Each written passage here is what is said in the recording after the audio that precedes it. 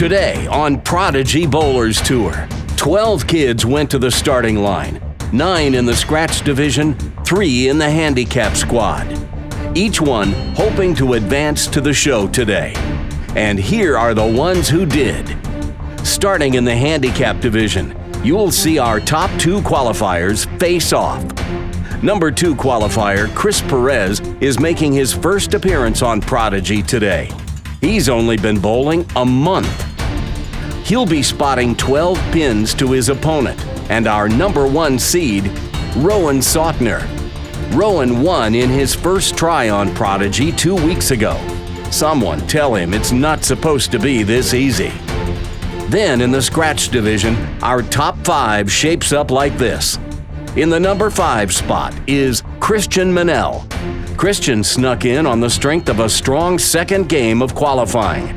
He's looking for his first title on Prodigy this season. He'll face our number 4 qualifier, Tristan Davis.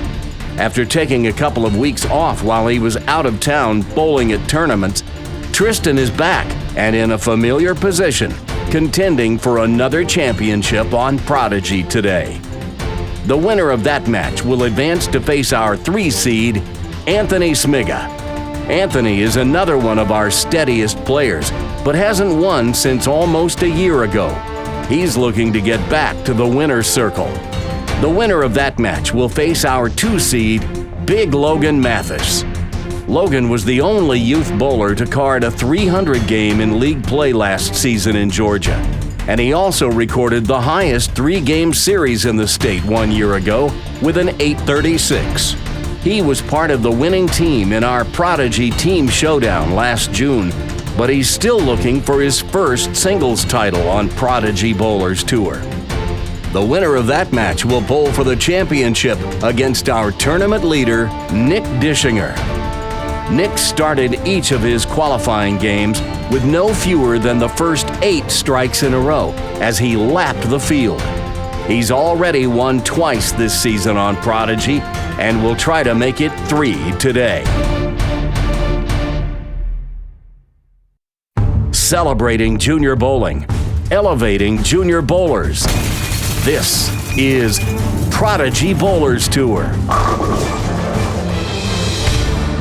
Live on tape from Brunswick Zone Roswell in Roswell, Georgia. This is Coach Randy, welcoming you to episode 73. We're off to see the Wizard.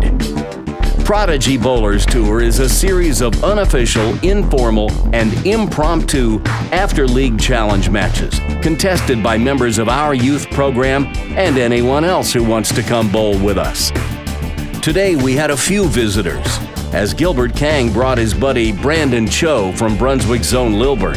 And while neither of them quite made the cut to advance to the show today, they've both made visits to the winner's circle before on Prodigy, and we look forward to them coming again.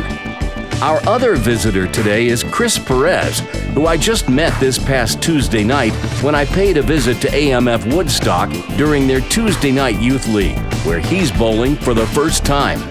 In fact, he's only been bowling since the league started last month, so he's literally been bowling about a month, and I think you're going to be shocked at how advanced his game is given his inexperience. Here's how the qualifying round unfolded. As you can see, in Game 1, Nick got off to a very fast start in the scratch division, while Chris took the early lead in the handicap squad. Tristan Davis was on the outside looking in, but then in Game 2, Christian made a strong statement and just edged out the other Christian in the field, Christian Knowles, who I'm hoping you'll get to see soon. He's one of the strongest new players in our Roswell Varsity League.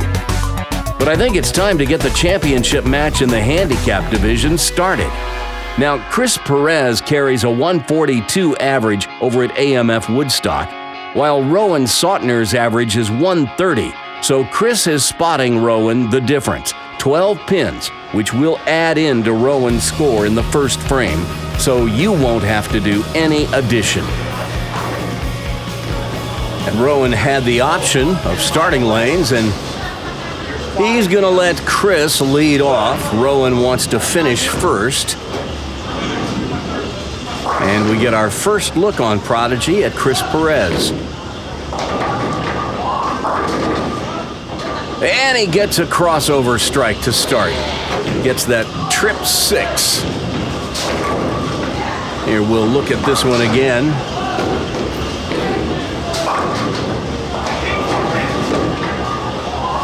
It just gets over far enough to trip the 6, and a good strike to begin.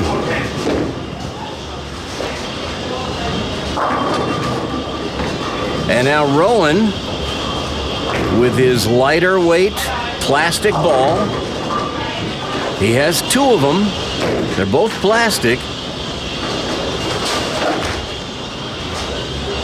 And he'll go for the spare. And don't let the size fool you. This little Rowan can make spares. And he takes an early 12-pin lead. Now you remember, he's getting 12 pins in handicap. That's the difference in their averages.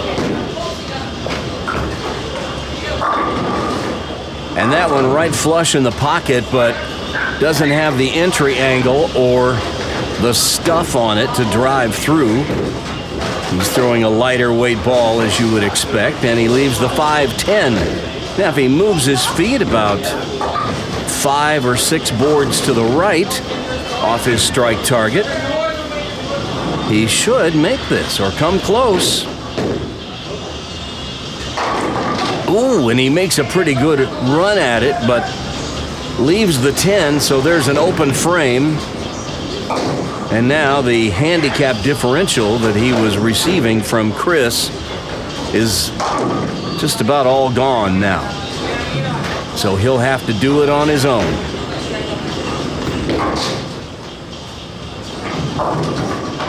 Well, this time Chris's first ball fails to get up, missing the head pin, and he's got the 1-2 to go for it. I was over at AMF Woodstock Tuesday night. They've got a youth league that bowls Tuesday. Their Saturday youth league is disbanded. They bowl Tuesday nights now. And I just wanted to go over and maybe coach up some of these kids. And I met Chris. Told him, you should come bowl Prodigy. He was already a fan, had been watching the show. And he said, well, I want to kind of practice and get good enough. I said, you're already good enough. So here he is.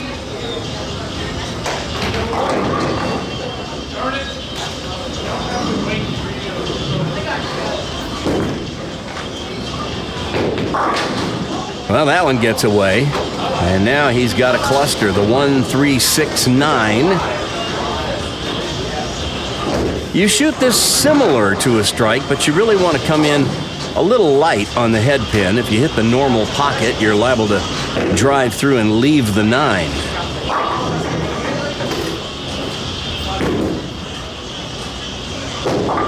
And he gets too much of the head pin, chops the 3 around the 6 and 9. And now he hands the open frame right back to Rowan, and Rowan has the lead.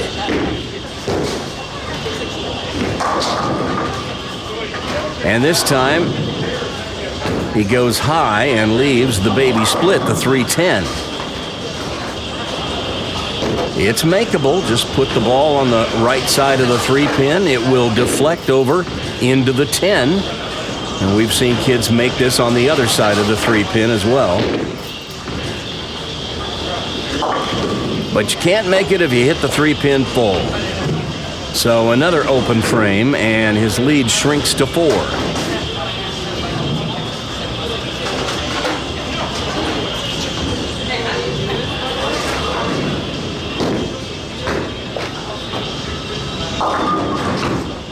Well, and he's having some difficulty keeping that ball on the right side of the head pin. And I think he will find if he'll move a little left with his feet. That spare attempt goes a little too wide.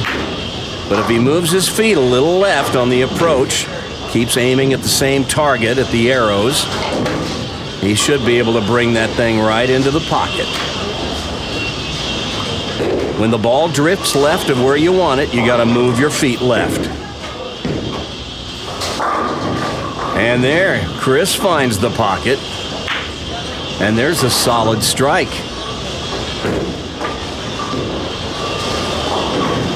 This a little better than the one he got in the first frame, that crossover. This is how it's done. That ball gets out to about the 5th board at the break point.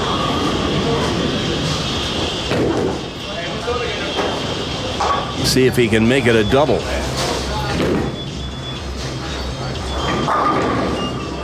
Well, not this time. And once again, the ball gets away from him on the left, on that left lane. Not sure that there's anything all that different between the two lanes. We'll keep an eye on it, see if that's a recurring theme, going left on the left lane. But Chris goes to his spare ball to convert the 9-pin, and he gets it. So now Rowan needs to stop the bleeding. He's on 3 opens in a row. And once again, his ball goes high. Now, these little guys, they're just starting to learn, and he may not yet know that when the ball drifts high or left of where he wants it, he's got to move his feet left.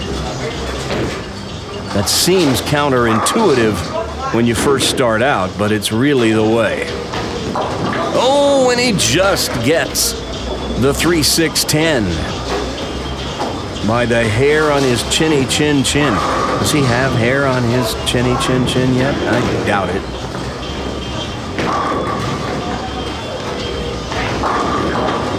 Just gets a piece of it. But a spare is a spare is a spare. Let's watch his reaction this time. I think it surprised him.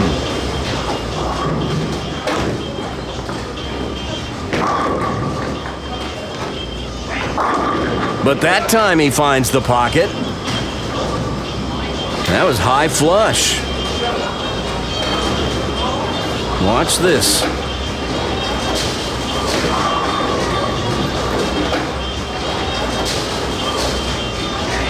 That ball held pocket. It was a little left of where I think he was trying to put it, but a little more oil in the middle of the lane. It held. And there's a good one. Chris slaps out the 10 that time. Now if he can just find the left lane. Over the 3rd arrow, out to about 6 this time. And he chops out the 10.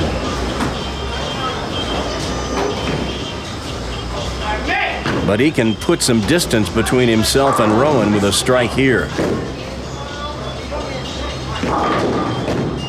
Oh, almost. But the 10 stubbornly refuses to go. It wasn't a picture-perfect toss, but it could have struck. Oh, but that time he misses the 10-pin. He's been practicing 10-pins over at AMF Woodstock, and this time he misses it.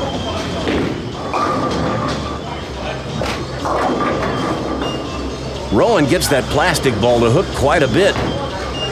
And he almost got it back to carry out a shaker. Watch this. Look at that. Everything heads over to the left side of the pin deck, but the 7-pin remains.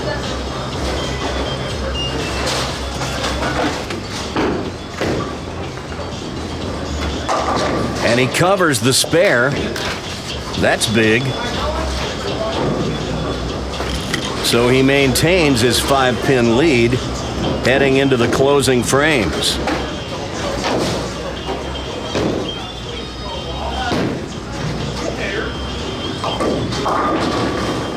That was pretty close to the shot he threw in the 6th frame, but this time it just drifts fractionally high, and he leaves the 4-7. So once again, he'll go cross lane at it.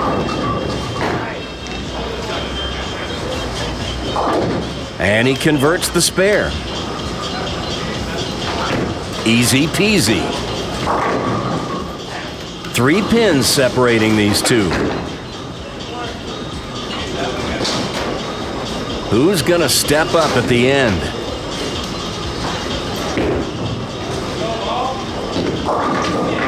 Oh my goodness.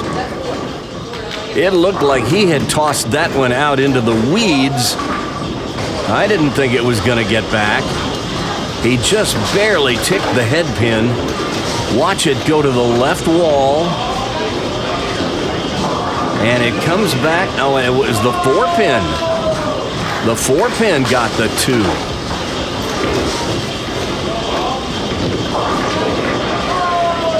How about that? Unusual pin action.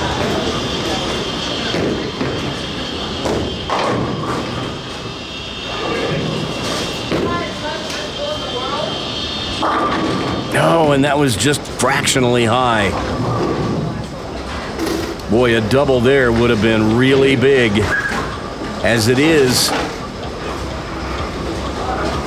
Rowan will maintain a small lead, assuming that Chris converts the 4 pin here.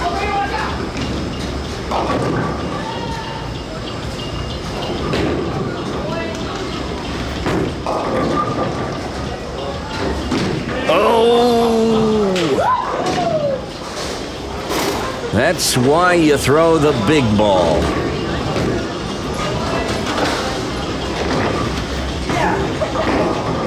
Watch this. Just barely. All right, Rowan with a 3-pin lead. Uh-oh. Well, now he's got a problem. The 3, 6, 7, 10. You put the ball over on the right side of the 3-pin, slide it over into the 7. The ball will get the 6 and 10 if all goes according to Hoyle. Oh! Man, he went for it boldly, but the ball slides by the 3, and now he's got a problem. Rowan 13 pins in arrears going to the 10th. Uh-oh. Well, the good news for Rowan is he wasn't on a spare or a double, so he doesn't lose any count here. You can't believe he threw it out there. He doesn't lose count, so if he can convert the spare, it's as good as 9 spare.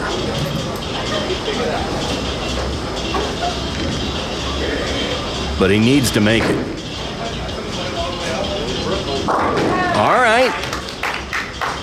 Not exactly the way you draw it up, but it's a spare nonetheless, so he just wants to get all he can here.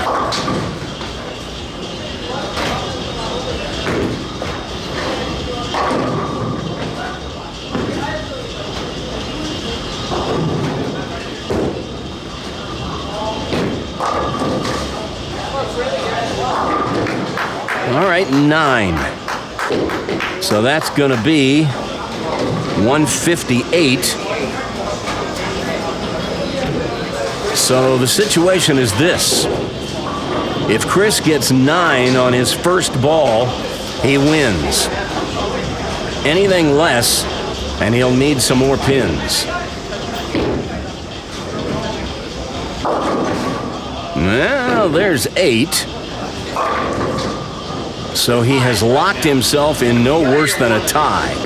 If he misses both of these pins, they both finish with 158. Chris needs one of these 2 pins to win the match. And that'll do it. So Chris Perez is your winner in the handicap division on Prodigy Bowlers Tour today. And this young fellow, who's only been bowling a month, let that sink in, makes his first trip to the winner's circle on Prodigy Bowlers Tour today. Not bad. And we'll get him to sign the coveted trophy pin when we return right after this. We've now come down to the championship match. I want to go with you next time. The time I took you, I bowled 146 and finished out of the money right in the hole. That's right. Oh, we had fun, remember? If you want to be somebody, you got to choose. Well, maybe this is just a stop in the road for you, but for me, it's the whole thing. Women. Boy, I tell you, It's all start here. Everybody seems to know how to run my life better than I do. A man dreams of winning. A woman dreams of loving. A dreamer dreams of both. Dreamer. Rated PG.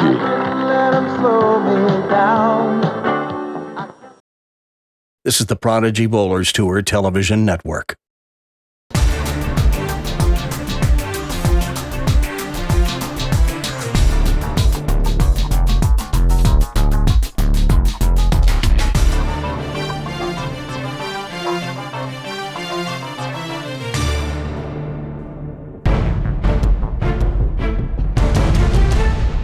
So, with some of our regulars off bowling elsewhere today, a couple of newcomers duked it out. Rowan, making his second appearance on Prodigy, came close to making it 2 for 2. But that split in the 9th frame put him behind the 8 ball, and Chris Perez came through with a critical spare in the 10th frame to seal the win. And with that, he makes a trip to the winner's circle, where he gets to sign the coveted trophy pin. So I met you Tuesday night, and you told me you were a big fan of Prodigy. You also told me you've been bowling for how long? A little over a month. A little over a month. And here you are, signing the coveted trophy pin. How crazy is that? Very. That's pretty crazy. And Rowan, you were right there, buddy. That split in the 9th frame got you. You came close to making it, but it just wasn't to be. So we have lots of pins for you to choose from. Rowan's already gone through this ritual. Pick 1 or 2 of them out there and put your name on the coveted trophy pin. He's going with the blue.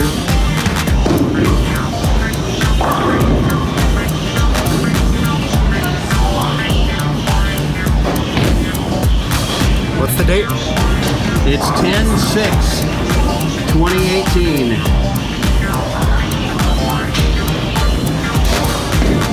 Awesome.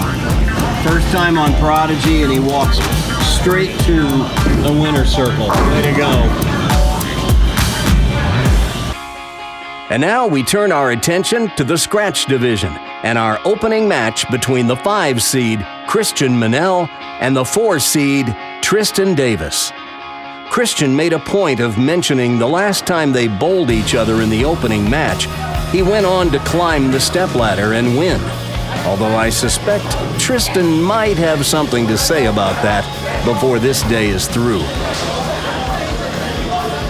Tristan wanted to finish first, so he's going to let Christian lead off, which is what Christian would have chosen if the option had been his. The ball comes up a little high, and he's got the 4-pin. Christian always chooses to lead off. I'm not sure why. Most players prefer to finish first, which would mean they would start second. You watch the PBA players, they almost always make that choice. They like to have the option to get up in the 9th and 10th and shut out their opponent if they can, unless they have a lane preference. There's a spare to start. Christian's probably feeling pretty good about that frame. He threw a good positive first ball, just came in a little high. And now Tristan, who skipped a couple of weeks of Prodigy while he was on the road, bowling in tournaments.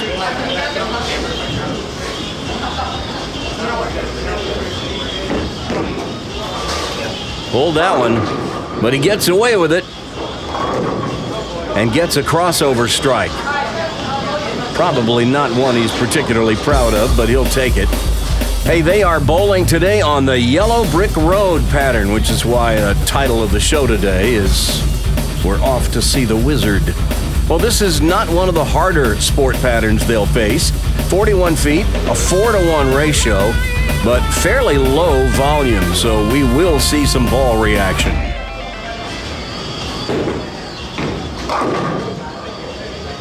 We'll also probably see some transition pretty early. Pretty good throw in that half pocket. Didn't quite have enough on it to kick out the corner pin, but an easy spare to begin on the left lane for Tristan. He'll switch to his urethane ball. He doesn't carry a plastic ball. He uses this urethane ball for some of his spares. But he missed that one. Goodness. And he's looking at his hand as if maybe something didn't feel quite right coming off his hand. That happens, but it hands Christian an early lead of 12 pins. And I think Tristan may be about to adjust the tape in his removable thumb hole.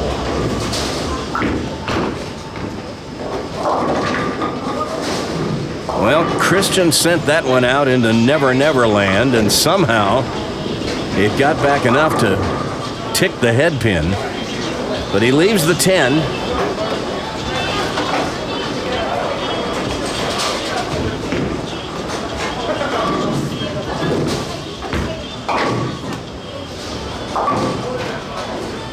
He, too, does not carry plastic, so he'll use his urethane ball and go hard and straight at the corner pin.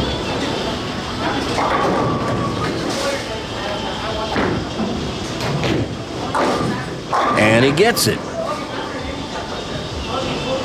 Christian was going to take some time off of Prodigy, but he bowled last week because we were a little short with the field, and I asked him if he wanted to come bowl with us. We needed one more. And he bowled well. But he had been down on lanes 1 and 2 working on a couple of things. And he apparently got a couple things worked out because he's been bowling pretty well since. He's been bowling a little better anyway.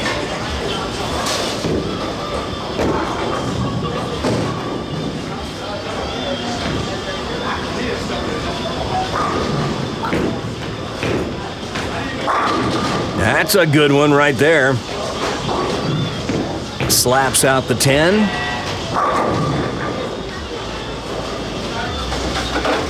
And he had to like that one.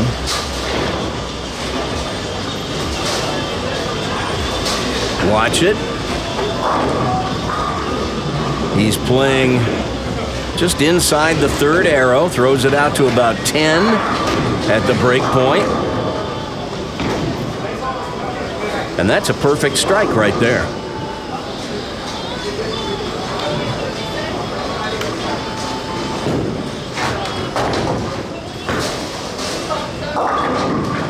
Well, Tristan misses left again. This time through the nose, and he's left the 3-6-10. One of these spares that is eminently choppable. We like to see the kids move way left on the approach to shoot this, as it will give them a better angle and help them avoid a chop. Put the ball on the 3 and 6. Well, he gets away with hitting it on the other side, but that's a spare, and that'll work.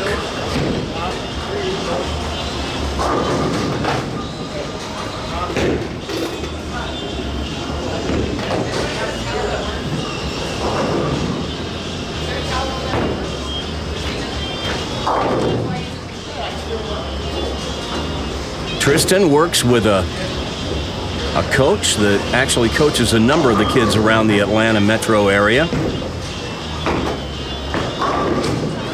It's a little better shot. Half pocket again, like the one he threw in the second frame on the same lane.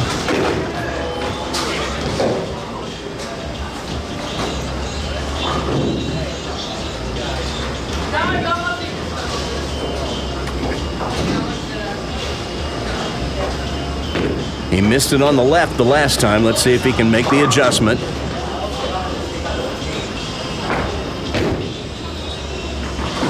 Well, he got out of the thumb hole a little cleaner that time, but missed it left again. And that's got to be getting under his nerves. Well, we've got a special feature for you on Prodigy a little later in the show as Melissa McCONNEll reports on what a day in the life of a college bowler is like. It's Letters from Prodigy U just before the championship match today on Prodigy. Solid 10 for Christian. Can't throw it a whole lot better than that.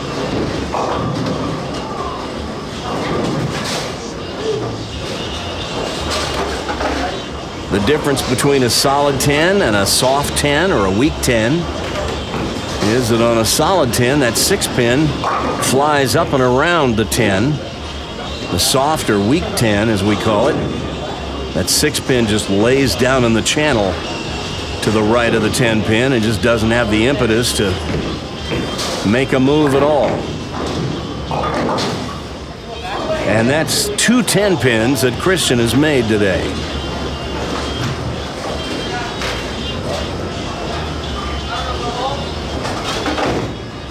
I know he's gone through periods where the 10-pin has bedeviled him.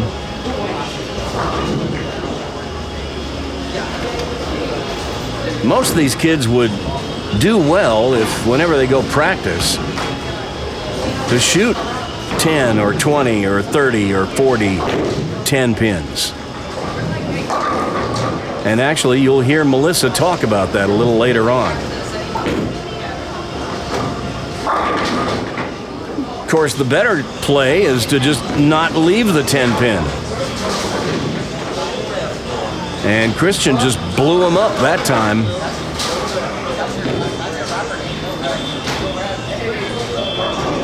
Hit in the half pocket and just sent everything going in every different direction.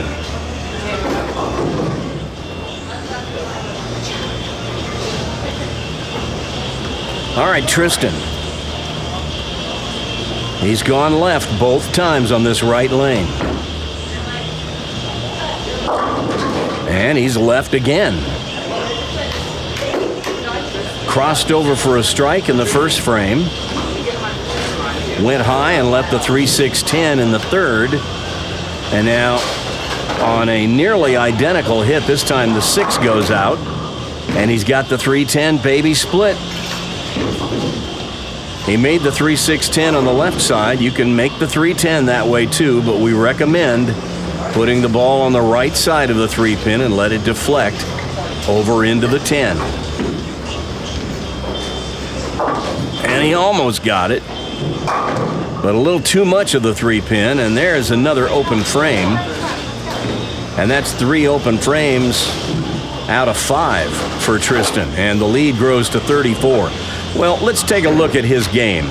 Slight spine tilt to the right. We'd like to see him tilt a little more because that would open up a path beneath his head to swing the ball back. But you see what happens is he pushes the ball out to the right.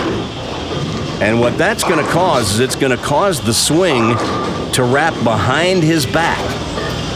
And there it is, back behind his back to the left of his head.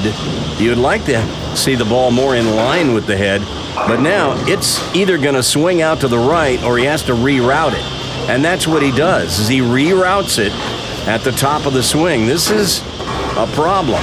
You see how it starts on the inside and then bounces out to the outside. And then he comes on through with it, and that's why the ball misses left.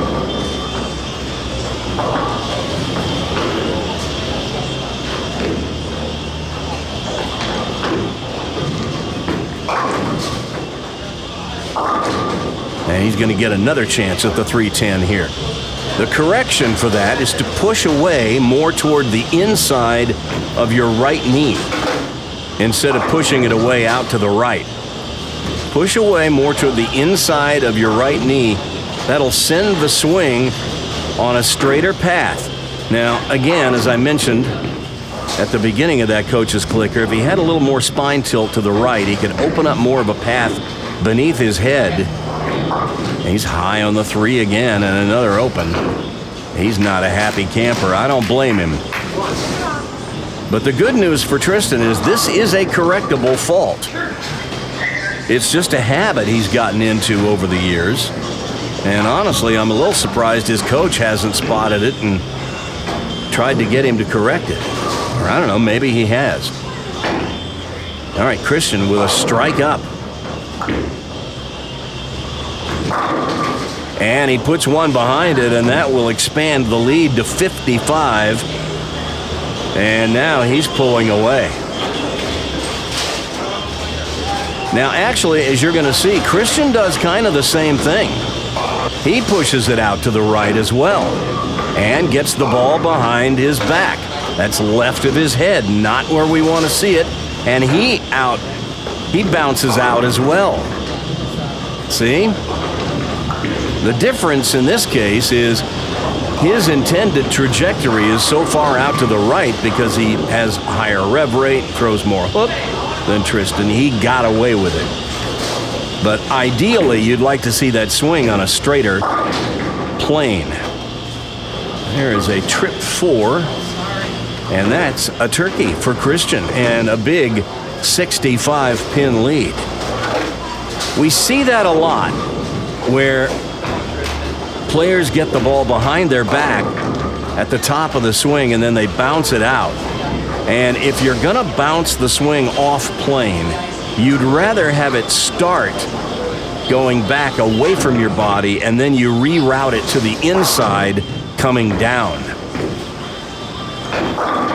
Ideally, you'd like both the backswing and the through swing to be on the same plane, but if they're going to be on different planes, you'd rather have the downswing come from the inside out rather than bounce out outside in. For those of you who play golf, you're familiar with this. It's like the over-the-top swing, which produces a slice in golf.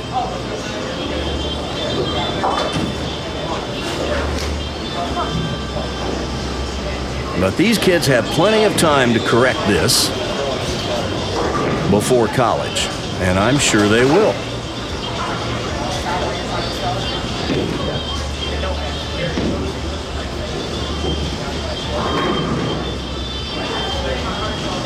All right, Tristan, let's see one right in the pocket here.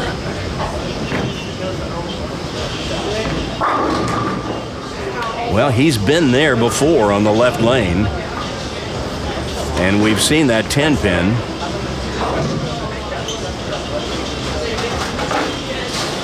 We saw it in the second and fourth frames.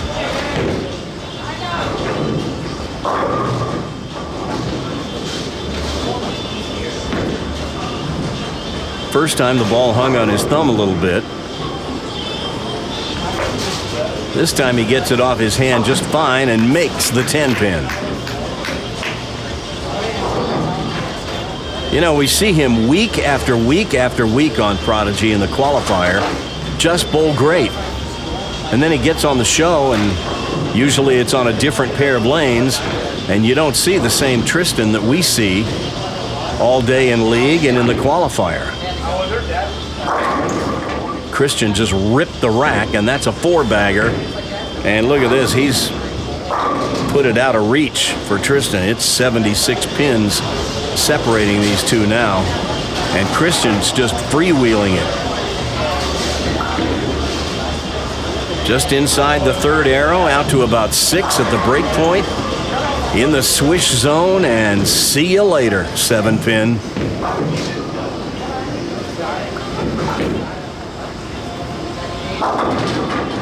Well, that time he pulled it, and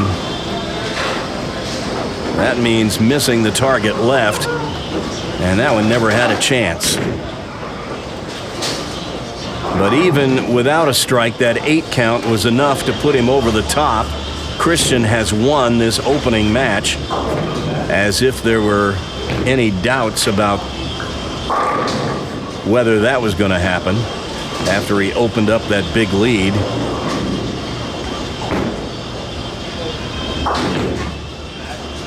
Well, he missed the 4-pin.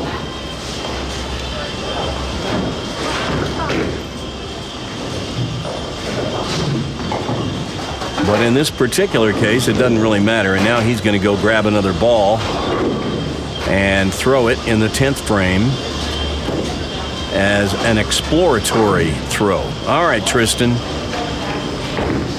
Oh, he moves way in now and makes it look easy. Look at this. He'd been playing out between the 2nd and 3rd arrows. Now he's inside the 3rd arrow. Watch this angle. He's way left of where he had been playing. Hits about 16 or 17 at the arrows, out to about 7 at the break point. And oh, why didn't I try that earlier? That's about 18 at the arrows. And hello.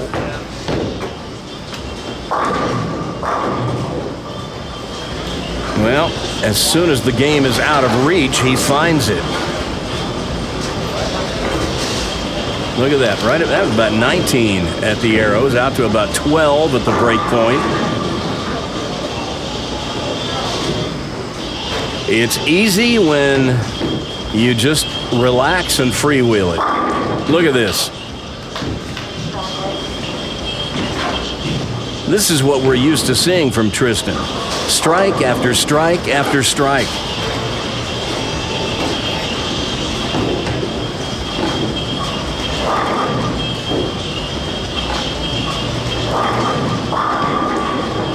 Ten back. Nothing to it.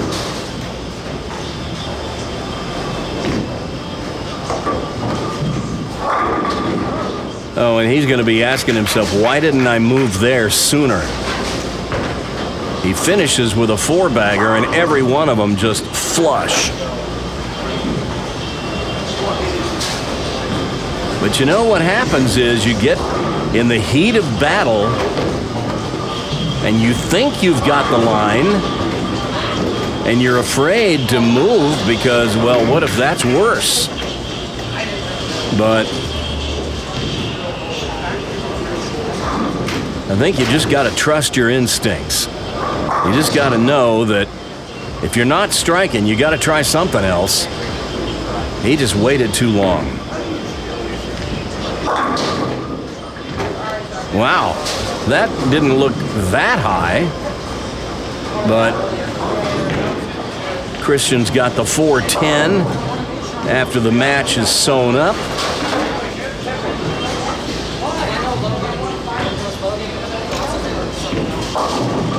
And that was one of the balls he brought over to try, I think. Looks like he's lining up to throw one at the pocket. This is just a test ball.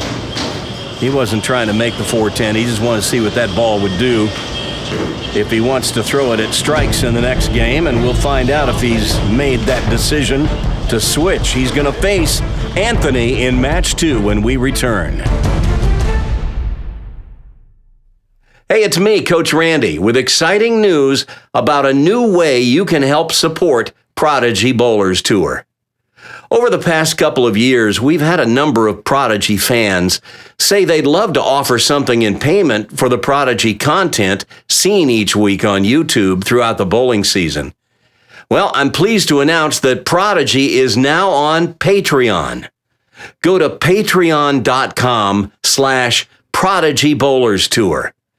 Now, in case you're not familiar with it, Patreon is a platform where YouTube content consumers like you can connect directly with YouTube content creators like me and pledge a small amount of money each month to support the work that goes into creating the content that you enjoy watching. It's based on the age-old concept of patrons. About 30 to 40 hours of work goes into the production of each and every episode of Prodigy Bowlers Tour. So if you enjoy the content on Prodigy Bowlers Tour each week and you'd like to support the show, please check it out at patreon.com/Prodigy Bowlers Tour.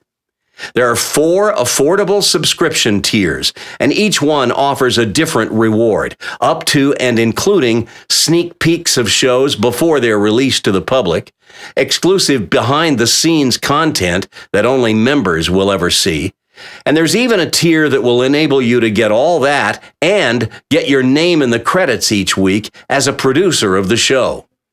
You'll be helping me to be able to continue making the show each week and even reinvest some of the money into improving the show going forward. Thanks for checking it out, and thanks for supporting Prodigy Bowlers Tour. This is PBT TV.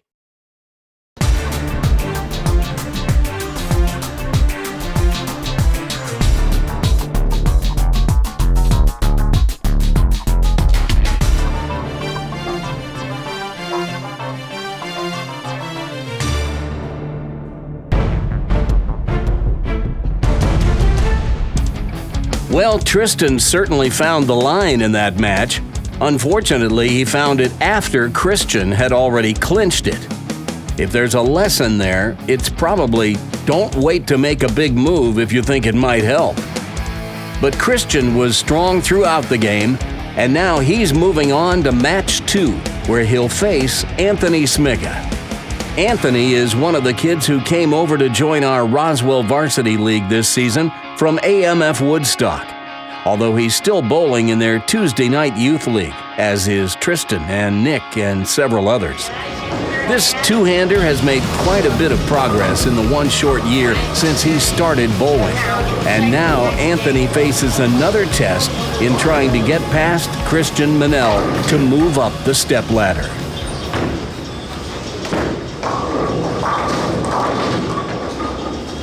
That opening toss, just a little thin. He might have just put a little too much juice on that one, a little too much speed, and it never had a chance to read the lane. But he brought that one back from downtown, and he has a spare to start. So Christian moves over to the right lane, lane 36.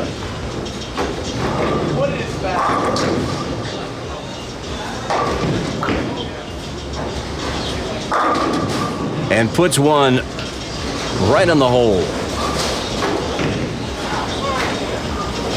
That's as good as you're going to do it right there. A solid strike to begin. Here, we'll take another look at it.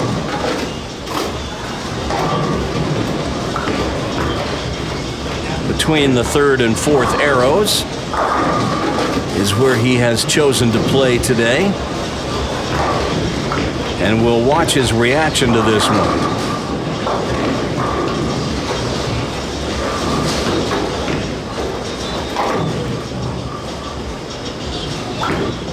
Back live. And the messenger takes out the 10 with authority. Oh, he liked that one. Watch the head pin. It will go to the left wall and just come straight for the 10. And we'll see his reaction to it. Yeah. Nice, he says. Giving somebody the business over there. All right, Anthony. There's one right in the hole for Anthony.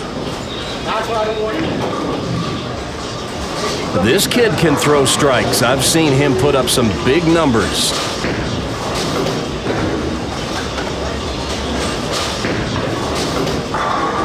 Throwing urethane today.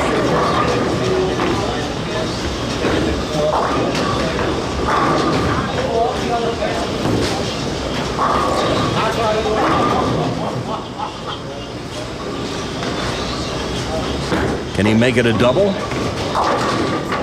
No. I think he overthrew that one again. Sometimes Anthony's one downfall is that he'll sometimes muscle the ball instead of just swing it. And he'll get a little too much speed on it. And I sometimes will use a golf analogy, but for those of you who play golf, you'll be familiar with it. When you have a breaking putt and you hit it a little too hard, it never takes the break. And it's the same sort of deal in bowling. You got to give the ball a chance to read the lane. If you overthrow it, you'll throw it through the break. And Christian rips the rack. And he's off and running with a turkey.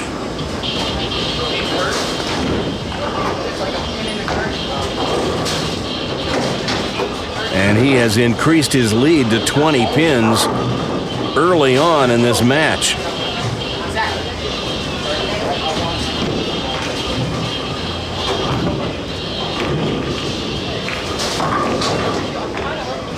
See if he can make it 4.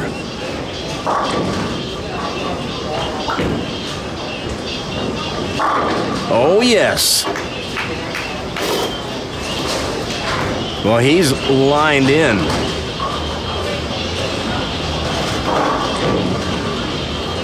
Watch this one.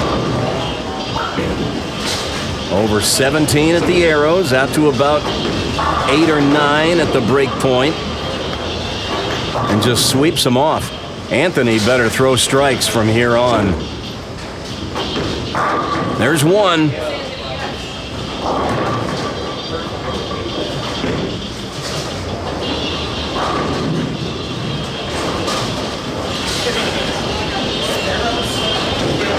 Pretty darn good mechanics for a kid who's only been bowling a year, I gotta say.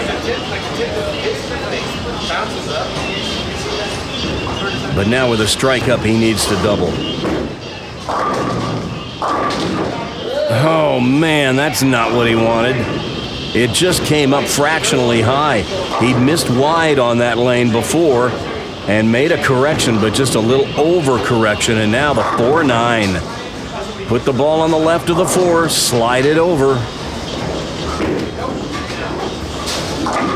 But too much 4-pin, and that's an open frame, and Christian's lead grows to 42 pins.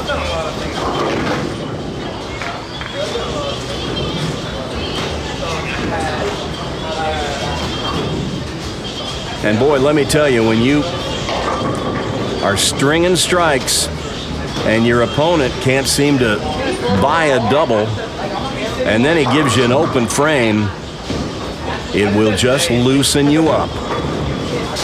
I look for Christian to throw another good one right here.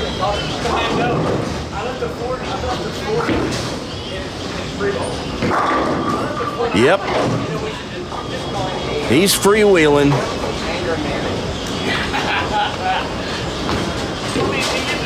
We'll see it again here. He's just very relaxed.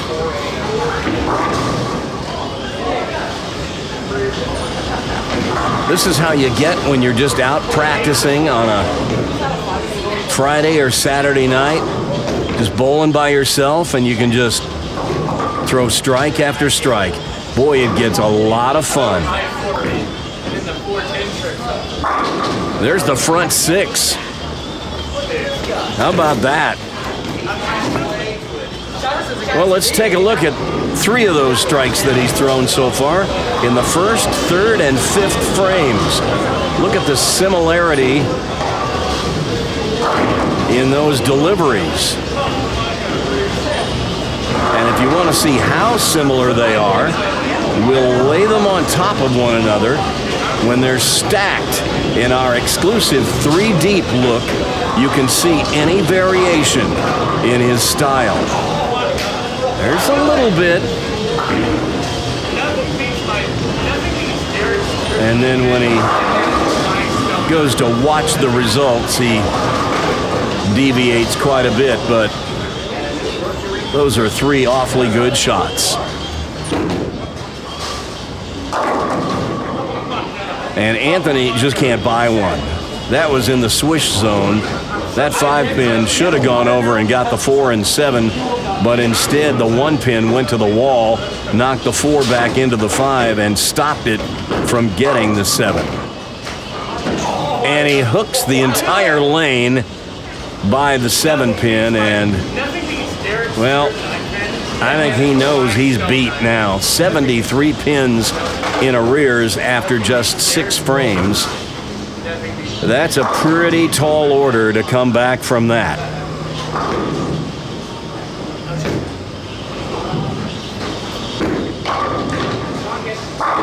But all you can do is try to throw strikes and see what your opponent does. You never know. Well, I mentioned it earlier. Melissa McCONNEll, Prodigy alum, is going to give us an insider's look at life as a college bowler in Letters from Prodigy U, just before the championship match today. Whoops! Well, if you're going to stop your string of strikes, you might as well leave no doubt. What we used to call the double pinochle, or the big 4. I've heard it called big tonk. I've only seen it made, well, maybe 3 times I've seen it made. I made it once. Walter Ray Williams Jr. made it on TV, and a guy I bowled league with made it once. When he made it, he just ticked the 6, which toppled over into the 4, which fell into the 7. The other ones, the player took the 6-10 and something bounced out and got the 7 from behind, which fell forward into the 4. That's the way you're going to make it most of the time, is you just get a little luck. It's actually a lot of luck when you make the big 4. But that's an open for Christian, so he's down to just a 55-pin lead. And he shreds the rack, just to remind everybody that he does know how to strike.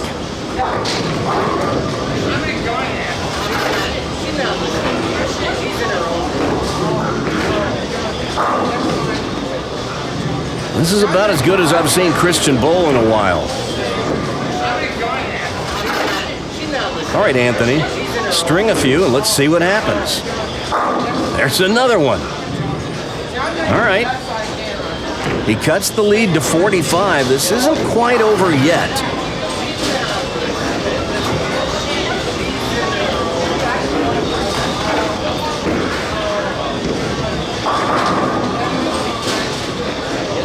Stone solid perfect there. Anthony with a possible 217. Christian going at a 232 pace. So Anthony would have had to have struck out and needed some help from Christian, but now with that 4-pin leave, it's gonna make it a lot harder. Anthony now only has a possible 196. Christian sitting at 182. If he doesn't even show up for the 9th and 10th, which I see he has done.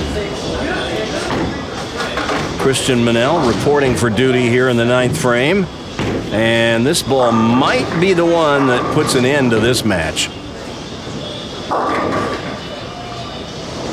Well, that wasn't his best, but it was enough to put him over the top and into match 3, where he will advance to face big Logan Mathis.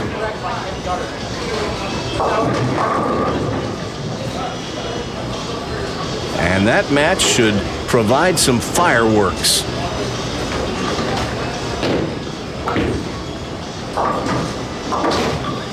Christian sends the 3 around the 6. And he shrugs his shoulders and says it doesn't matter, but I would argue that it does matter. You don't want to get lackadaisical about spare shooting even when the match is over, because you want to stay mentally sharp, because you've still got 1, maybe 2 more games if you want to win the championship today. There's a good light shaker.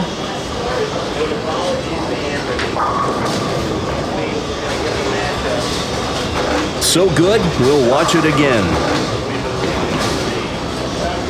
Got that one a little wide. That was right of the third arrow. I don't think he meant to throw it out there. But he brought it back.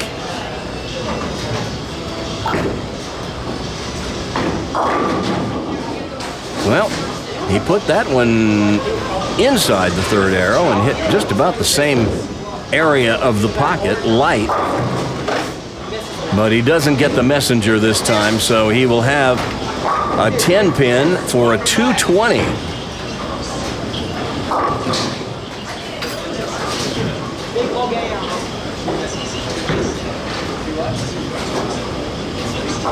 He goes with his urethane ball, cross lane.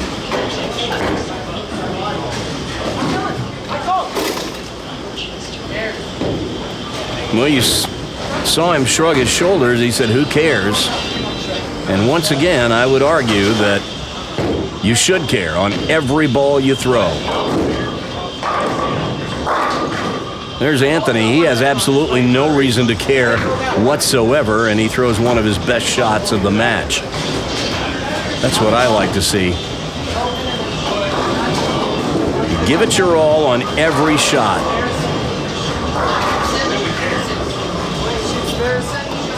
I promise you, if any college scouts are watching the show, they'll be paying attention to stuff like that.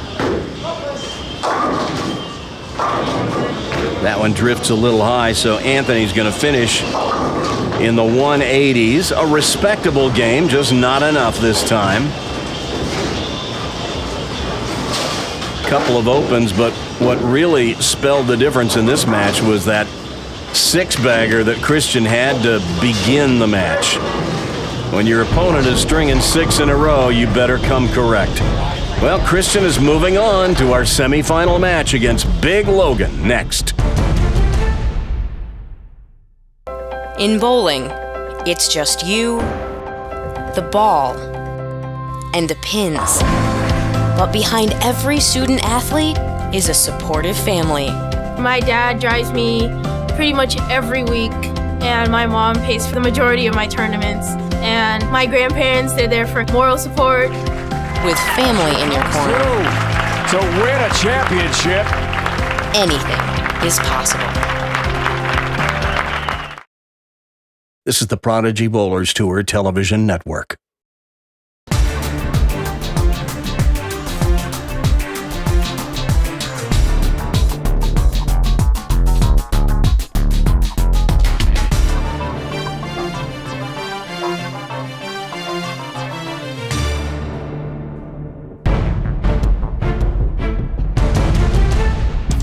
Well, if there's a lesson to be learned from Christian's win over Anthony in match 2, it has to be, it's a good idea to start with the front 6, as it sure puts your opponent in a box. Anthony just couldn't buy a double before he was so far behind that a double wouldn't do much good. So Christian is advancing to match 3, where he'll face his nemesis. Now, it would be an exaggeration to say these two don't like each other, but they certainly have a fierce rivalry, and neither one of them likes to lose to the other. So this match between Christian and Big Logan Mathis could produce some very tense moments, as I know they'll be going for each other's throats. Big Logan with the option has opted to let Christian start the match. And so we're ready to go.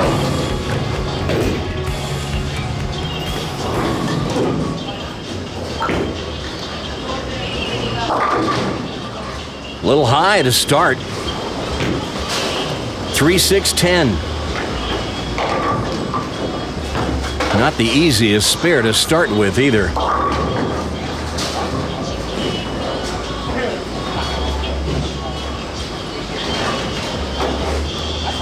He smartly moves over to the left side.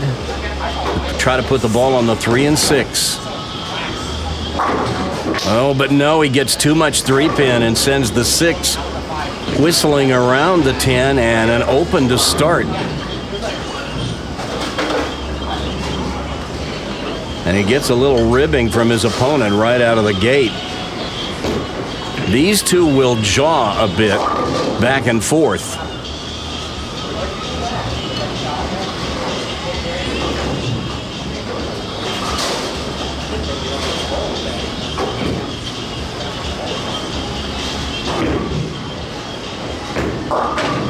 And look at this. Big Logan sends it wide.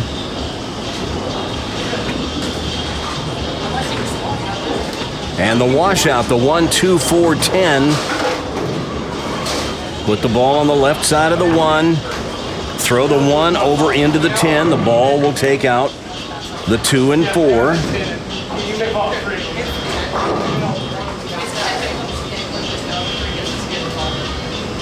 He moves right to shoot this. A little unusual, but it works. And that had to be a little bit deflating for Christian, who probably figured that he was going to get a gift. But watch this. He throws it straight at the left side of the 1-pin. That's how it's done.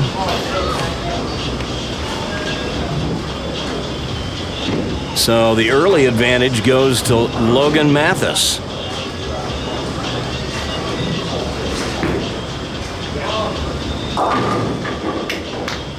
Yowza. And he's looking at his hand like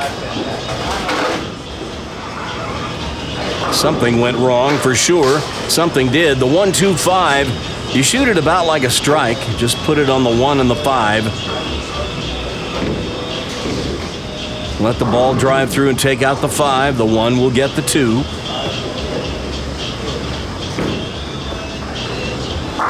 There you go. Nothing to it.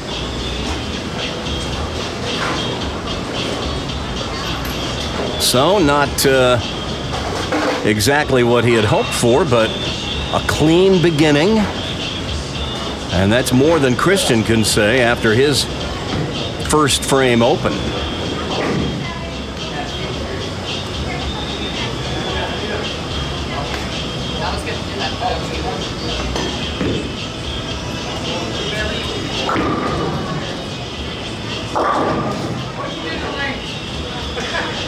And look at this.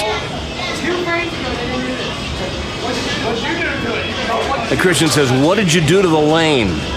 2 frames ago it wasn't like this. Well, Christian, that's called transition. The 3-6-9-10 is one of the most difficult non-washout, non-split leaves there is. And he converts it beautifully.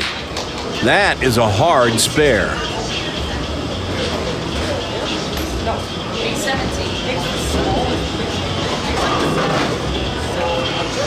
You gotta send it out wide and let the ball hook back so you'll get the 9.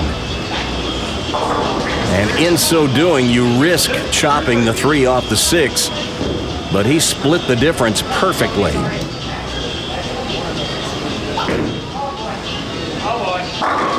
And there's a good strike in the 3rd. So whatever adjustment Christian needed to make after those 2 high hits to start, he made them.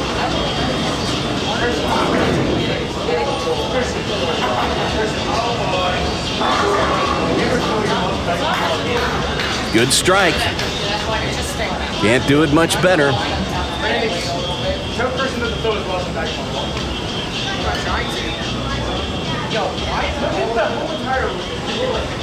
You see, they're just going back and forth at each other. This will continue. This is how they roll.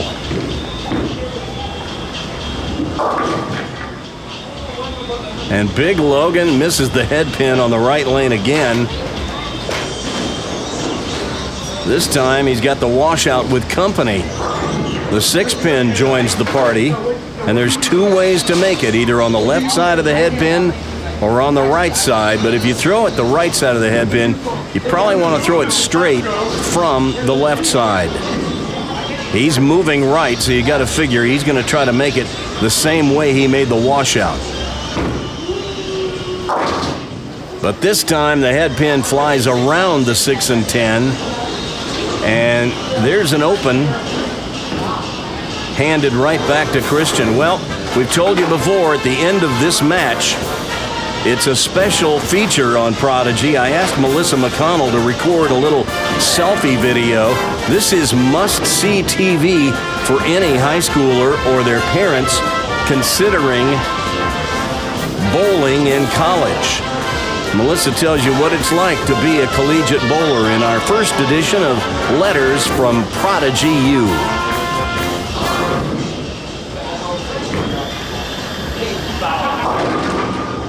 Well, he almost missed the head pin again. That time he gets lucky and the head pin comes back off the wall to knock out the 2.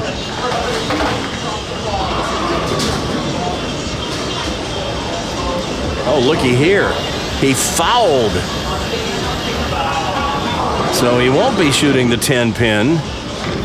That's why the pin setter swept away the spare, and now this is his spare attempt.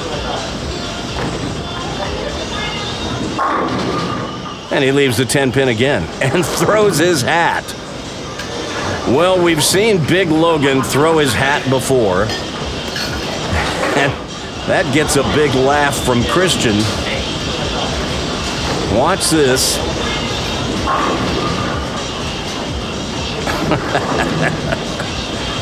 Well, he gets pretty good velocity on that thing. Watch this. Super slow motion. Let's see if we can follow the hat.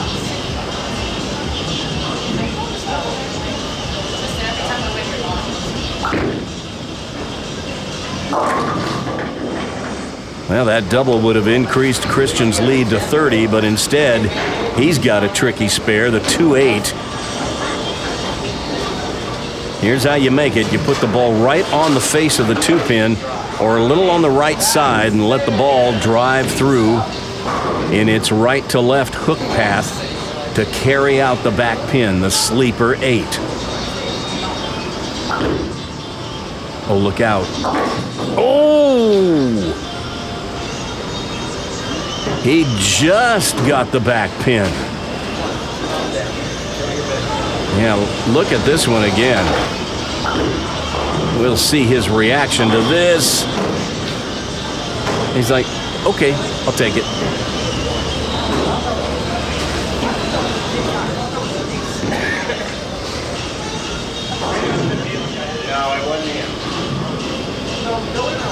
They just keep talking to each other.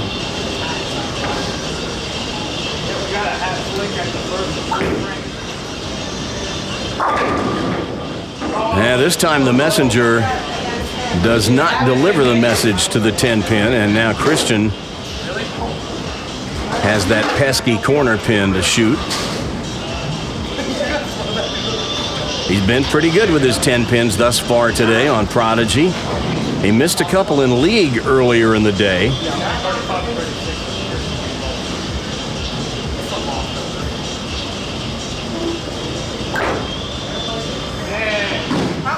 And he misses that one.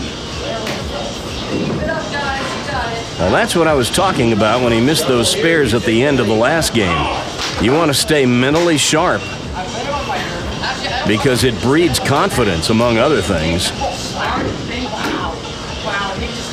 But now Logan has drawn within a mark, just 8 pins behind.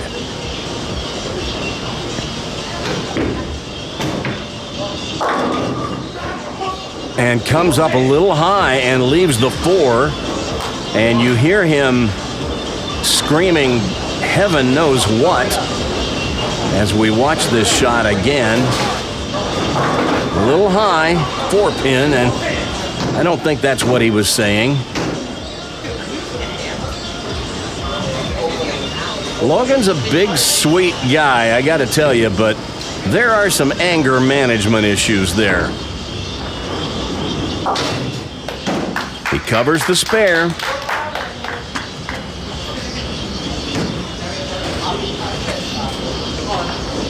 He would have liked to have gotten that strike. Give him a chance to move ahead with a double here in the 6th, but instead, a strike here would just keep him 8 pins behind Christian.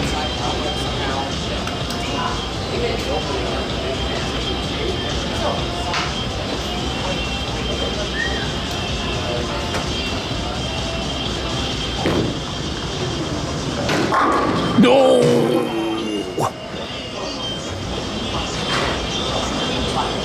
Well, that'll get his blood boiling even more.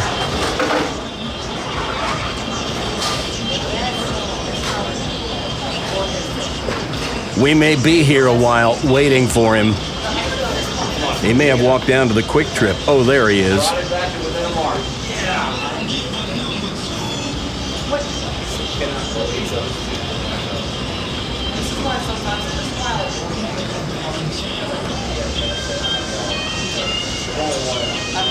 Simple spare.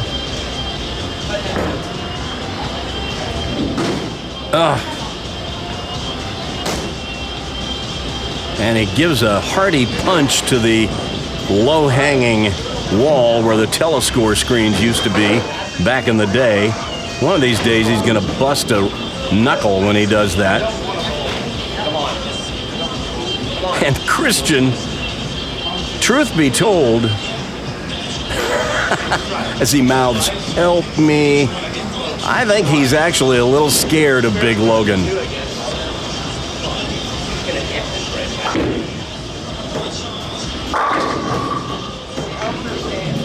Although he's going to take control of this match if he keeps throwing those.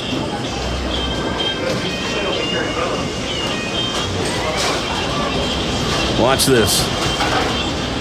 Help me.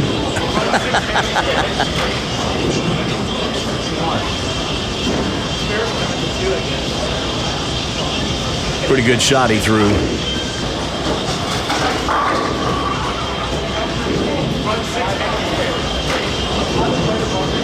Thanking the Lord for it.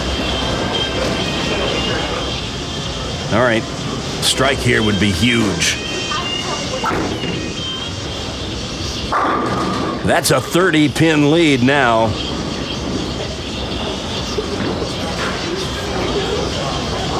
And he puts Big Logan's back to the wall.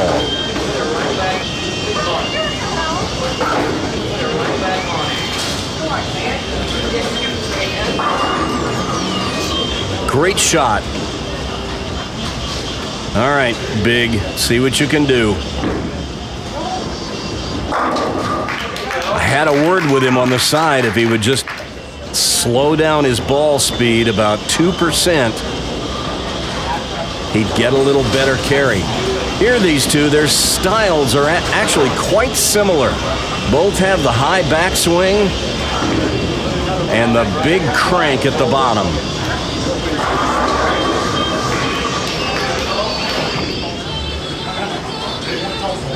But right now, Christian has the upper hand in this match.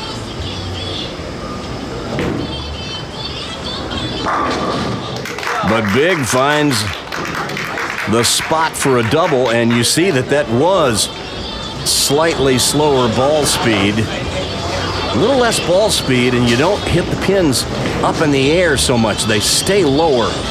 And when they stay lower, they tend to take out other pins with them as they exit the pin deck. Of course, there's a point of no return, too, but he throws it pretty hard. All right, Christian. This time the 10 won't go, so his string stops at 2. So instead of reestablishing a 30-pin lead, his lead shrinks to 19. And Logan, with that double up, will have a chance to draw closer. This is not over.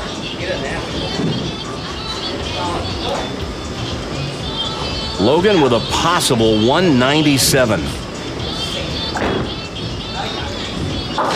Christian with that spare going at a 186 pace. So this is far from over.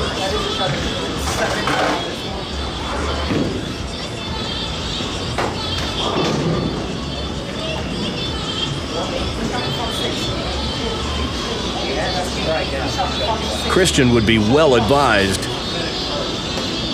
to put one on the board right here in the 9th to set up the 10th, just in case. But no. He goes through the nose, and now trouble. The 4-6. Not a lot you can do with this. Just take one, throw it hard, and hope something bounces out. Once in a while, you'll see somebody just tick the 6 or the 4, and it'll just topple over into the other pin. But you'll miss them both more often than you'll make it playing that way. That's the smart play right there. He does not get the lucky bounce. So now Christian is reduced to a possible 183 with 3 strikes in the 10th. And now this match is well within Logan's reach. He's down by 6, but a strike here in the 9th and he will take the lead heading into the 10th. A big turnaround. Logan was down 30 pins just a couple of frames ago. And with that ball, he does move out ahead. And what a turnaround. It just goes to show you, never give up.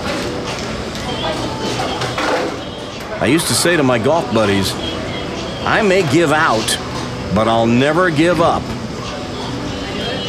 You just got to stay after it. You just don't know what your opponent is going to do.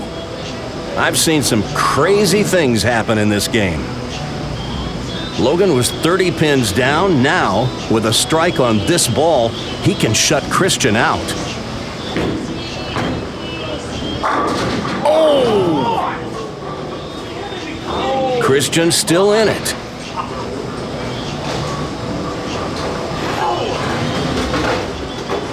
Look at this. Watch the 2-pin. It will fly right up and over the 7. My goodness, you talk about a stone 7. That's about as stone as they get. Now he needs to be careful with this spare. If he makes it, he'll force Christian to double. Oh no! But now Christian can win with a mark. What happens sometimes, I see these kids do this a lot. They fail to strike on a ball they think should have struck, and then they just have a mental lapse, and they get careless on the spare. Watch this.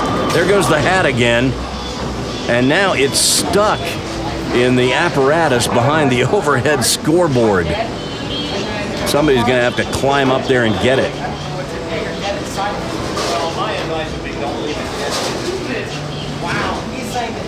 Well, somebody just said to Christian, he needs a mark. So I said, my advice would be don't leave a 10-pin. Given his spotty record converting it, it's probably pretty good advice.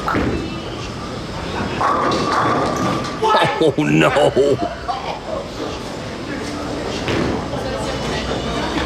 Well, sooner or later, this game is going to test your weakness. I don't know if that was the power of suggestion or what. It was a pretty good ball.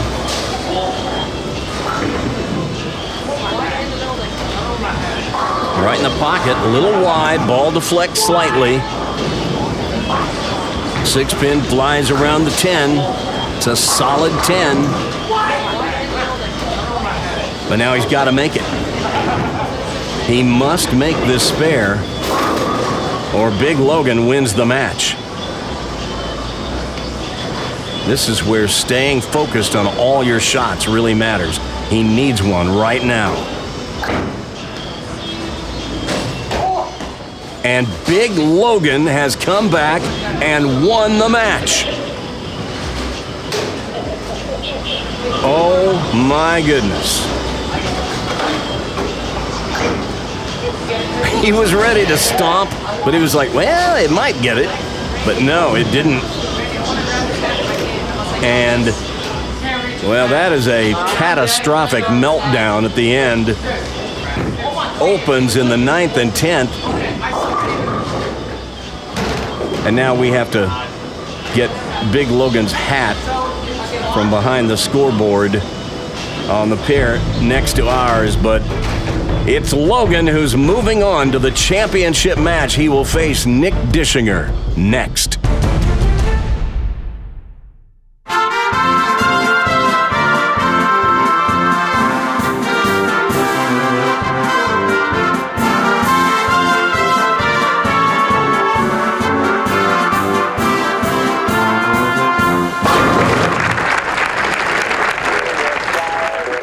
Hey Prodigy heads, just wanted to take a second to talk to you guys a little bit about the day in the life of a college bowler. So first, my day starts at around 5:30 a.m. with a 2.5 mile run. Then I'll be in the gym by around 8 a.m. for a weight training workout. And then I will be in class all day long until around 3:30, where then I will study for about an hour and a half to 2 hours. I'm a forensic chem major, so there's a lot of math and science homework that I have to get done every day. So then I'll head to practice, which is about 2 hours long, and depending on the day of the week and where we are on our tournament schedule, that'll kind of vary what we're working on. But generally speaking, on Mondays, we do drills and skills, where we focus on a lot of drills and weak points in our game. So for me, drill-wise, I usually do the perpendicular line drill, the foul line drill, and the skip step drill. Then on Tuesdays, we have classroom. So there we kind of just get to learn about lane play, surface changes that we can make, and any sort of like mental game stuff, and also just things that can help us at the tournaments so that we can succeed and bowl our best. Wednesdays we have off. Thursdays are spare day, so generally we do spare cycles or possibly play a few games of low ball. And then on Fridays, those are our more team-based days where we work on Baker format, team chemistry type of stuff. And then Saturdays we have off. I usually do between 6 and 9 games of spares on Saturdays. So that'll be 3 games of 10-pin, 3 games of 3-6-10, 2 games of 7-pin, and 1 game of washout. And that's just because those are our most common leaves at tournaments. And a single pin miss will cost your team 11 pins, and you don't want to be the reason that your team loses by just a few pins. And in addition to that, makeable misses like that and single pin misses, those can easily keep you out of all tournament team, which is a huge deal in collegiate bowling, and that is sort of where the individual side of things comes in. Collegiate bowling is a lot more team-based than most people are used to coming out of high school and stuff, where everything's a lot more individual. All of your tournaments are a lot more individually based, like at Junior Gold and tournaments like that. On Sundays, those are our competition days, so that's when we will either bowl individual games or team Baker games with something on the line, usually a workout, like an early morning workout or a workout after practice. So yeah, an update on where we are in our tournament season right now. We've had 2 tournaments. At our first tournament, we placed 3rd as a team, and I tied for 2nd individually, making the all-tournament team. And then our second tournament, we took 1st, and I placed 3rd individually at that tournament, making the all-tournament team again, which was crazy. And then now in about 2 weeks, we have Mid-States, which will be our first Tier 1 tournament. It'll be a lot more competitive. There'll be a lot more teams there. And so this week at practice, and I believe all of this next week, we will be just using our spare balls, so focusing heavily on spares, and a missed 10 pin, or a missed 3, 6, 10 will be between 5 and 10 burpees for every miss. A missed 7 pin will be 5 to 10 push-ups. A missed washout is like 10 jumping jacks. And I think a missed 2, 4, 7 is around like 5 air squats. So if we're gonna miss spares, we're at least gonna be strong. So I hope that gave you guys kind of a inside look, and I hope to be on Prodigy soon over break, and I hope you enjoyed this, so thanks. This is the Prodigy Bowlers Tour Television Network.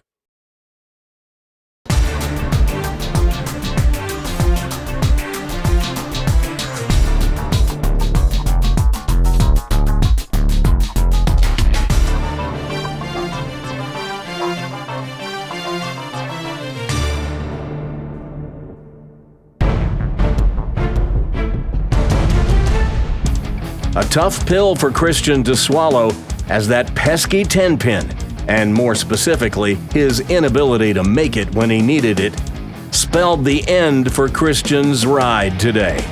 He climbed the ladder from 5th to 3rd, but came up short of his goal of making it to the top. Instead, it's Big Logan who'll face Nick Dischinger in the championship match today. Big is hungry to win his first singles title on Prodigy, a goal that has proven elusive for him. And over on the adjacent pair of lanes to our left, Nick shot games of 269 and 279 in his 2 qualifying games. That's a total of 548, which means if he can bowl 252 in his title match against Logan, he will total 800 for 3 games in Prodigy competition today. And you better believe he's thinking about it. Oh, look at this. Big Logan comes in light and gets the head pin to come off the wall and nose out the 2-pin. For a strike to start, we'll take another look at it. Watch the head pin. It'll go to the left wall and come back and knock out the 2. Whatever it takes. Now Nick.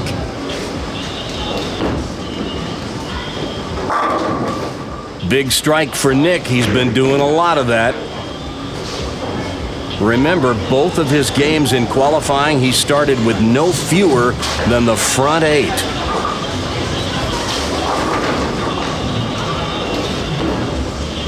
And just about every one of them looked about like this. 10 in the pit. When this kid gets lined up, he can throw a boatload of strikes. But so can Logan.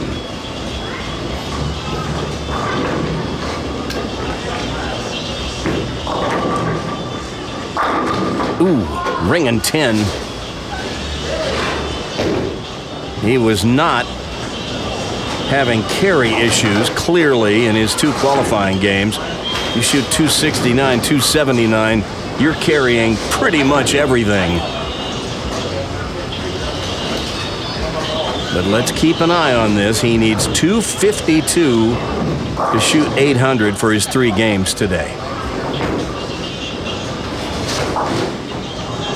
And there's a spare, so his possible score is 280 if he were to go off the sheet.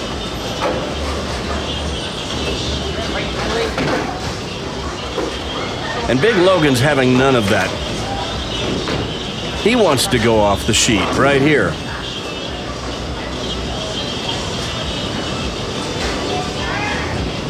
That would be something.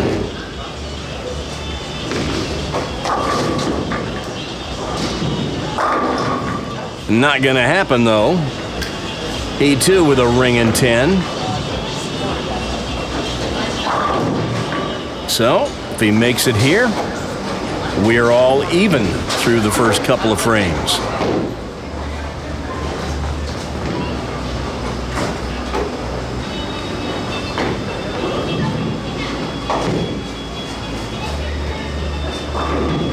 When Logan throws it in the pocket and they don't all go down, you start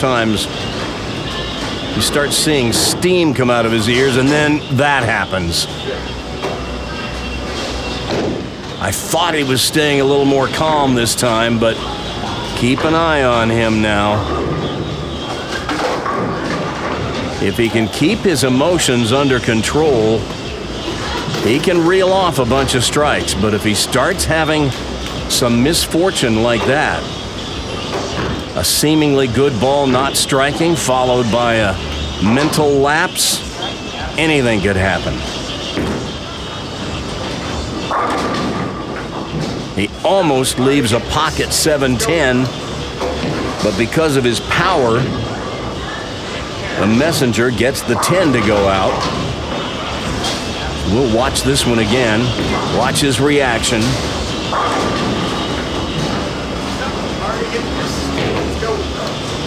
He's like, of course. Okay. Make the spare. He goes a little slower at it. And I know he's thinking right now that should be a turkey. Strike. And a ringing 10 and then a blower 7.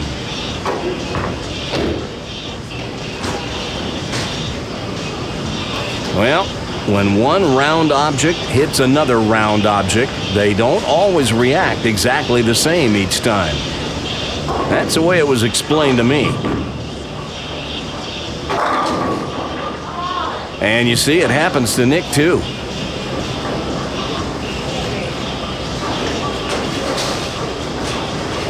But now Nick is on a somewhat different journey this game. Obviously, he'd like to win the match. But he's thinking about 800 for his 3 games.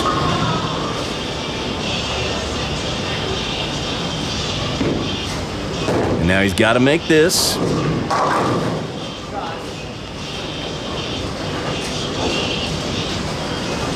So that reduces his potential score to 269.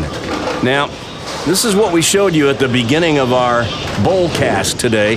Nick Dischinger, 269, 279. Both games with at least the front 8. He started that 279 with the front 9. I had my camera ready wanting to show you a perfect game, but something happened at the end that prevented it. There's a good ball.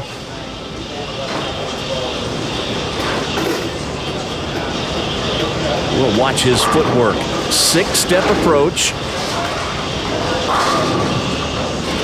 Usually finishes in perfect balance. Nick's dad is his coach.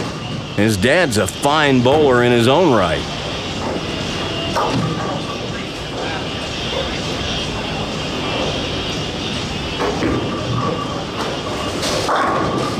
High hit, 4-pin.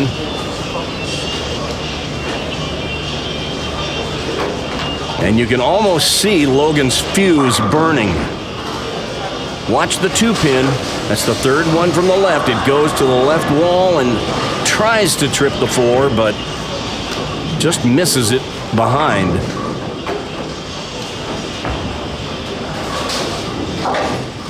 But he takes care of the spare. So this match remains close, just 12 pins separating these two.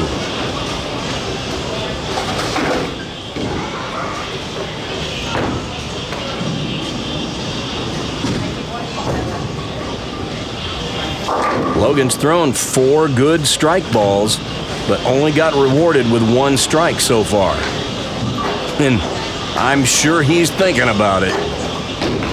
What he needs to be thinking about is making a good, positive pass at this one.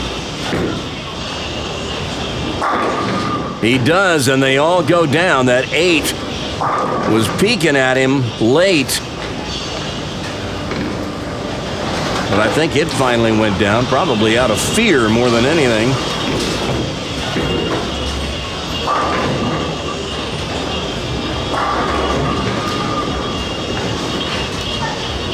All right, Nick with a strike up.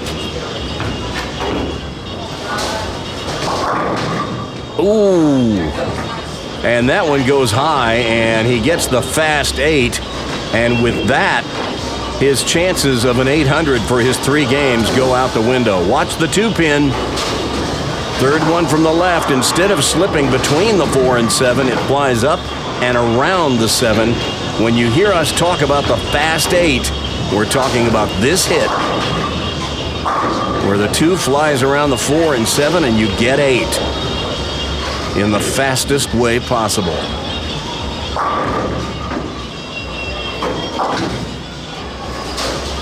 Well, that keeps the match close.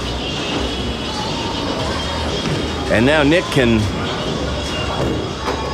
think about winning the match instead of thinking about going for the 800, now that that's out of reach.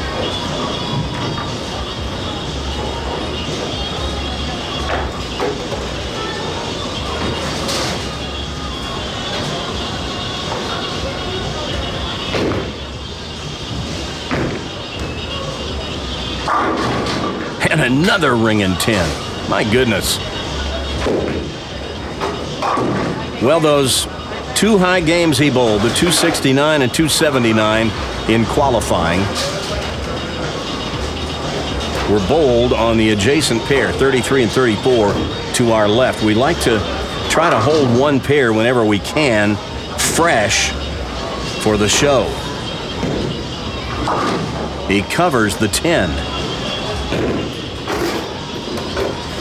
And that brings Big Logan up in the 6th frame, working on a strike, trailing by 11, but now he has a golden opportunity to bring this match virtually even. But he needs to solve the mystery of lane 36, where he has yet to strike this match.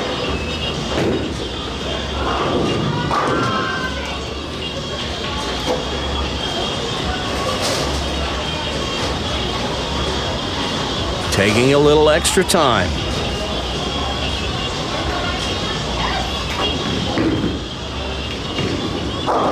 Ooh, not what he had in mind. The 4, 6, 7. Now, I did mention to these kids that the curtain on lane 36 is hanging loose. So if ever there was a time when you might bounce something out of the back, it would be today. And if anybody can do it, it's Big Logan. But not to be. He misses the 4-pin and gets 8 out and kicks the ball return. We don't condone that.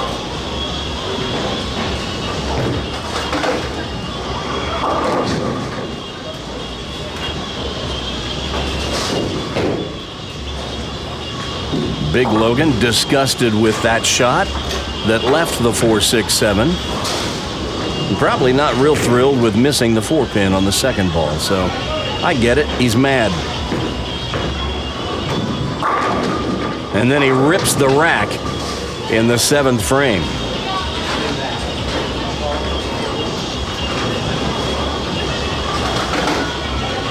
We'll watch this one again. Over about 17 at the arrows, down to about 7 or 8 at the break point, and right in the swish zone. All right, Nick with a 25-pin advantage up in the 7th frame, working on a spare. And another ringing 10.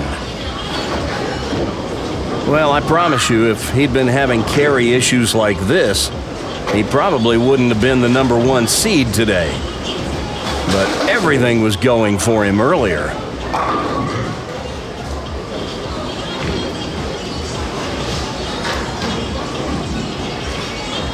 Cross lane at the 10.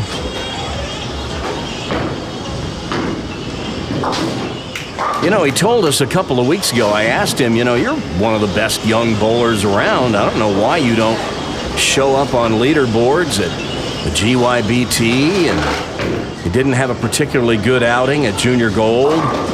And he admitted that he's not a good spare shooter, but I've always seen him bowl pretty well and make most of his spares. And I'll tell you what, he breaks up more splits than anyone I know. That one had 4-9 written all over it. But he gets the 4 to go, and now he's left with a very simple spare, the 9-pin.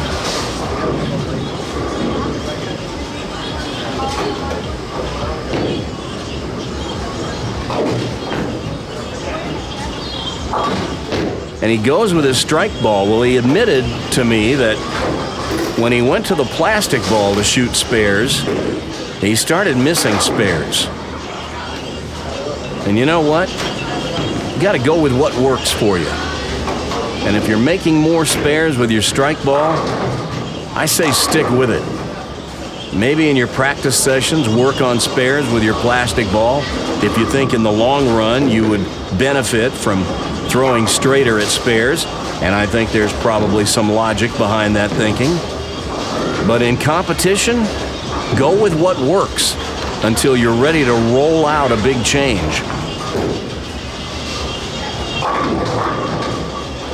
All right, Big Logan, down by 23, but he's got to strike up.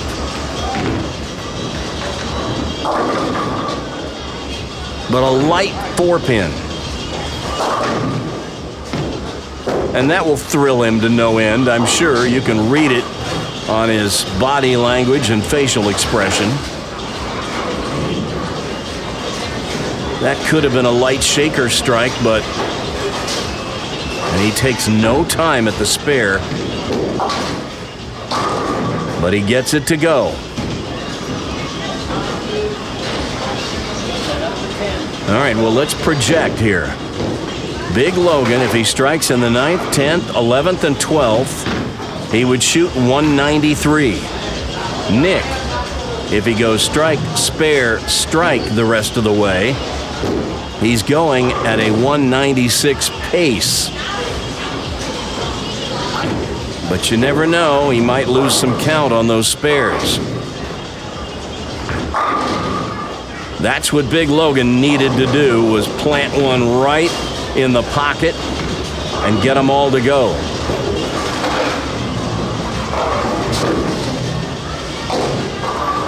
I'm sure he would react to that statement saying, I've been planting them in the pocket and they haven't been going, but that one does. Now Nick, up in the 9th. And boom goes the dynamite. That one was about as good as you can throw it. They will just all explode all at once. Boom! See you later, pins. Take another look at it and we'll watch for Nick's reaction if he gives us one.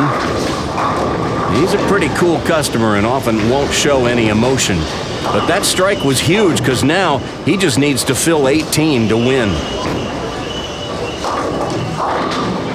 Well, there are easier spares he could have left than the bucket. There's a lot of ways to miss the 2, 4, 5, 8. Here's the best way to make it. Put the ball on the 2 and the 5. Let the ball drive through, get the 8. The 2 will get the 4. But he's got to have it. He needs this spare and 8 on the fill ball to shut out Logan. Pretty good conversion under pressure. And it all comes down to this. As I mentioned earlier, Logan can get to 193. Nick is sitting at 186 right now. If he gets 7 on the fill ball, Logan can strike out in the 10th and tie. But if Nick gets 8 or better, it's Lock City. How about all 10? And Nick Dischinger becomes a 3-time winner this season on Prodigy. He's tearing it up.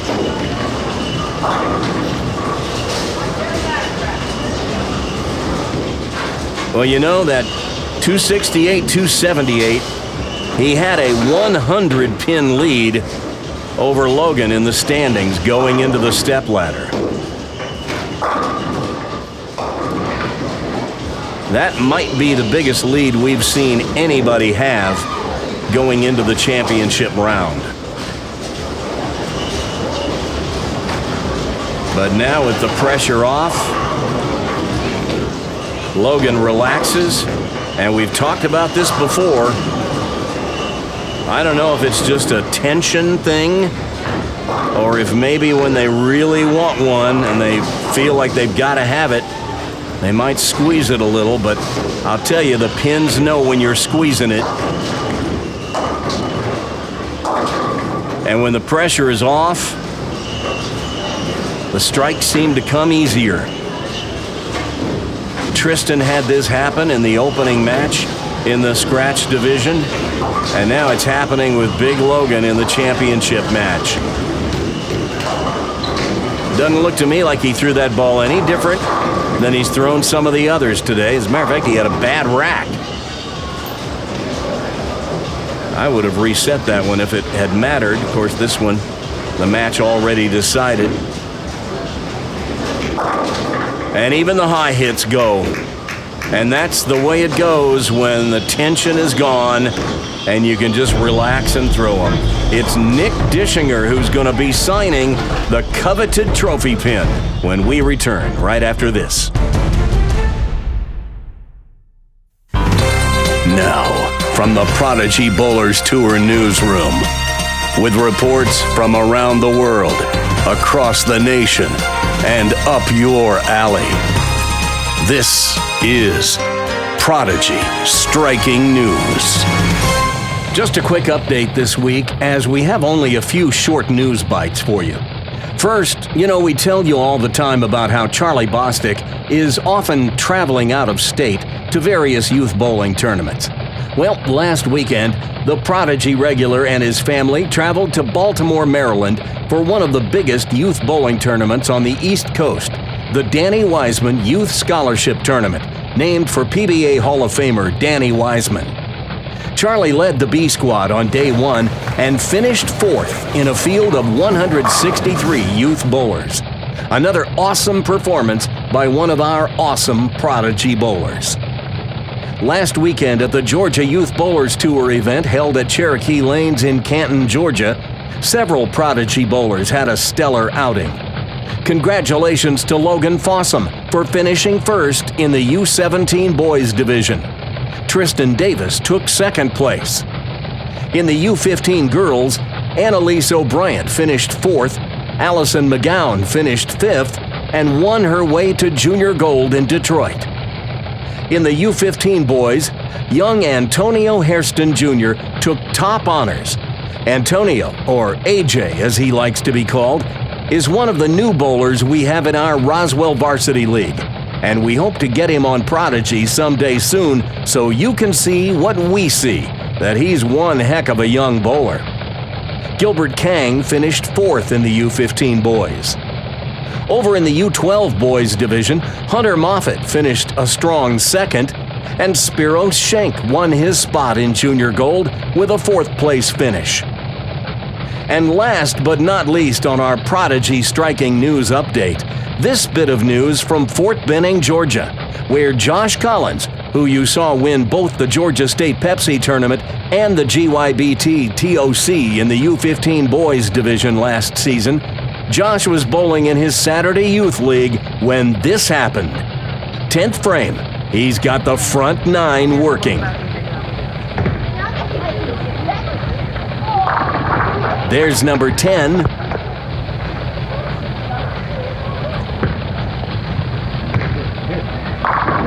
Number 11.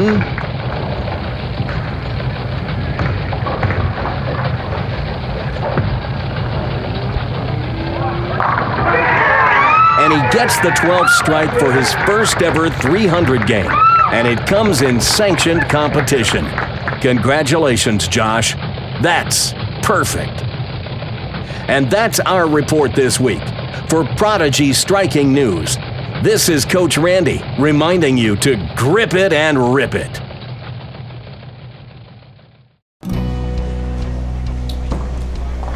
Put me next to her. What size do you need? Well, I got my own shoes.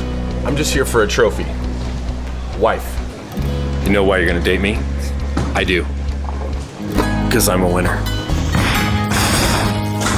I've already met my winner on farmersonly.com. You don't have to be lonely at farmersonly.com. So that's the third time. This is the Prodigy Bowlers Tour Television Network.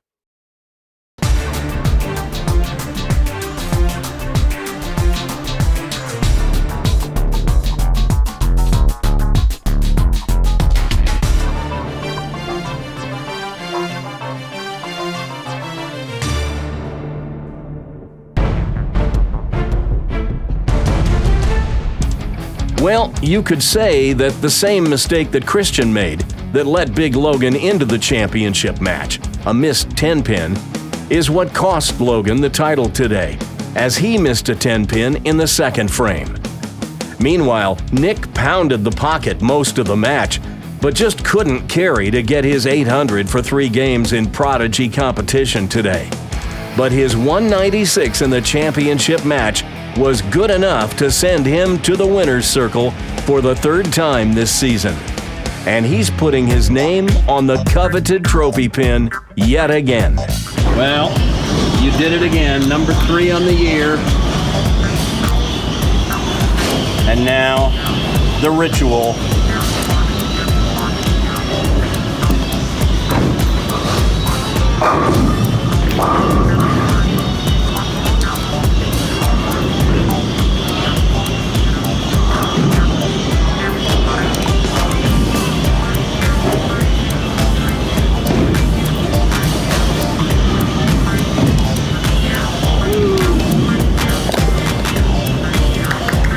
Congratulations. Thanks. Of course, after the pin was signed, Nick couldn't resist the temptation to find out if he could stack a 252 game on top of his 548 2-game total bowled on lanes 33 and 34 in qualifying. So just for grins, he moved over to that pair to see if he could do it. And it came down to needing one more strike in the 10th frame.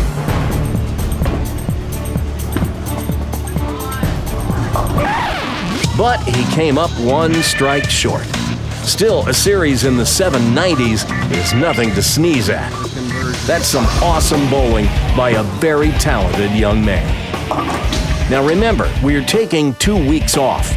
Our next Prodigy filming will take place on October 27th, when we'll stage our annual Halloween Spooktacular, which will be a variation on the crazy format we used last year in the Trick or Treat as Easy as 1, 2, 3 episode. Come ready to fill your frames or face early elimination. Again, we'll record the show on October 27th. Look for the show to drop on YouTube on November 2nd. See you there.